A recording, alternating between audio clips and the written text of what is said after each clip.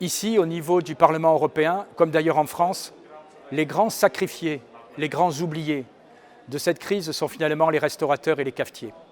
C'est dans toute l'Europe la profession qui certainement est la plus sacrifiée, la plus montrée du doigt, comme si finalement tous les maux venaient d'eux et quand on est serré dans le métro, cela serait moins dangereux finalement qu'être, en respectant les gestes barrières, présent dans un restaurant.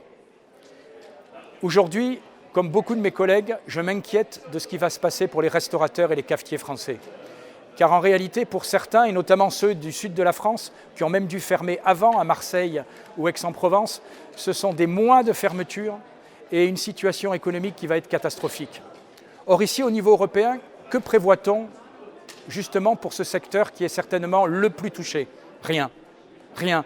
Monsieur Breton avait annoncé en avril un plan Marshall pour le tourisme, parce que s'il y a un secteur qui est totalement détruit à l'heure actuelle par le coronavirus, c'est bien le secteur du tourisme.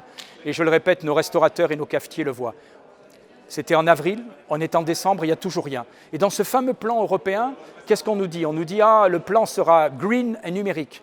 Alors quand on demande « mais qu'est-ce qu'on va faire par exemple pour les hôteliers et les restaurateurs ?»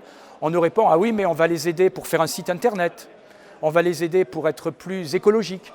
Franchement, est-ce que vous croyez que payer un site internet alors que déjà 90% des restaurateurs ou des cafetiers ont un site est à la hauteur du désastre qui se prépare dans ce secteur économique?